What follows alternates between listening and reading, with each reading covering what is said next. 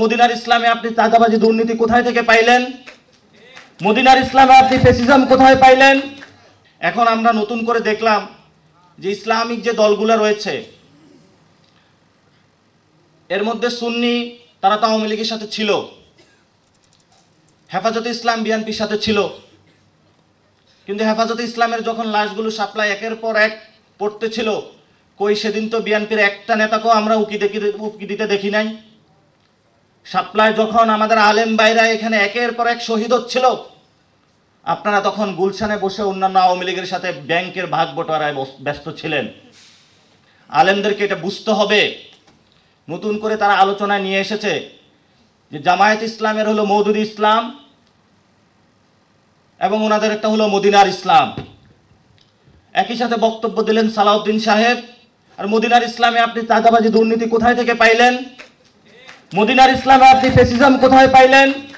মদিনার ইসলামে আপনি হাওয়া ভবন কোথায় থেকে পাইলেন? মদিনার ইসলাম তো একটি শান্তির সমাজ প্রতিষ্ঠা করতে আমাদেরকে শিখিয়েছিল।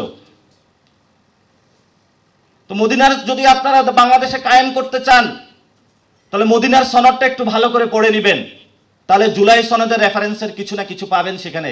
কারণ জুলাই সনদে যে কথাগুলো বলা হচ্ছে, শান্তির যে নতুন একটি সাম্যের সোসাইটি প্রতিষ্ঠা করার কথা বলা হচ্ছে, সেগুলোই তো মদিনার সনদের ভাষ্যের কথা। তাহলে মদিনার সনদ কি আমাদেরকে দেখাচ্ছেন মদিনার যে জীবন সেটাকে আমাদেরকে রাজনৈতিকভাবে ওয়াশ করার জন্য, চোখে কিছু ধুলো দেওয়ার জন্য আপনাদের এই বক্তব্য দিচ্ছেন? দীর্ঘদিন ধরে জামায়াত ইসলামিক এবং কওমি আন্দোলনে দীর্ঘদিন একটি কথা বলে পড়ে থাকে যে সাহাবীদের মেয়ারে হক বা সত্যের মাপকাঠি। এনসিপি তো সাহাবীদেরকে সত্যের মাপকাঠি জানে, তাহলে হেফাজতে এনসিপির সাথে আসুক। নবীদের ভুল হয়েছে কিনা সেখানে তাদের জামায়াতের মধ্যে মত পার্থক্য রয়েছে। আমরা তো বলি নবীদের ভুল হয় নাই, তাহলে হেফাজতে আমাদের সাথে আসুক। আমিও নিজে কওমি মাদ্রাসায় পড়েছি। এই আলেমদের এইসব ভণ্ডামি বন্ধ করতে হবে। কতগুলা ব্যানার খোলেন ইসলামের নামে আর ইসলামকে বাংলাদেশে অপমানিত করেন। একজন নতুন করে সমীকরণ সাজাচ্ছে, যেহেতু জামায়াত ওইদিকে ইসলামিক ব্লক গড়তেছে, হেফাজতের জিরি মাদ্রাসা পটিয়া মাদ্রাসা ঘুরে ঘুরে আলেমদেরকে হলো ট্যাবলেট খাওয়ায়া ইসলামের নাম দিয়া নতুন করে হলো ধানের শীষে তাদেরকে ভোট দেওয়ার পায় তারা চালাচ্ছে। আপনারা দেখবেন আগামীর ইলেকশনে ধানের ব্যাচ পরে এই শাপলা গলিতে ভোট দিবে মানুষ। জোর করে ধানের শীষ চাপিয়ে দিচ্ছেন তো লাভ হবে না। আমরা একটি নতুন বাংলাদেশের স্বপ্ন দেখি।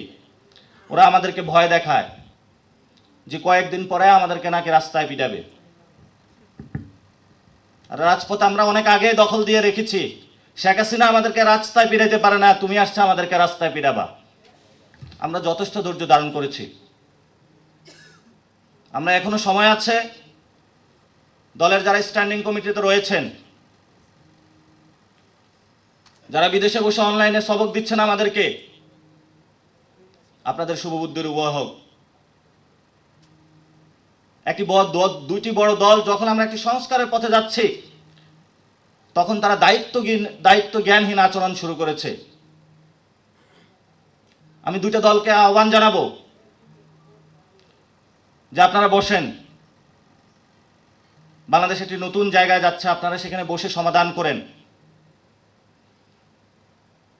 কেউ কাউকে ফোন দিচ্ছে, কেউ পল্টনে মিছিল নামাচ্ছে, কেউ গুলশানে মিছিল নামাচ্ছে। জনগণ পুরো এখানে হলো এতগুলো রক্ত দেওয়ার পরে পুরো বাংলাদেশের 18 কোটি জনগণ তাকিয়ে আছে যে কি হবে। আপনারা পাইছেন নাকি? সিট বাণিজ্য থেকে নমিনেশন বাণিজ্য থেকে সবকিছু শুরু করেছেন। যদি বেশি বাংলাদেশে তাদের বাড়ন্ত জায়গায় আমরা দেখি, তাহলে আবার কিভাবে কমাতে হয় সেটাও আমরা জানি। বাংলাদেশে গণ অভ্যুত্থানে যারা এখানে সংস্কার কার্যক্রমের জন্য এতগুলো বাচ্চা রাজপথে নেমে এসেছিল, আমরা পড়া টেবিলে অনেকে গিয়েছে। যেভাবে আমরা পড়তেও জানি সেভাবে আমরা আপনাদেরকে প্রতিরোধ করতে জানবো ইনশাআল্লাহ।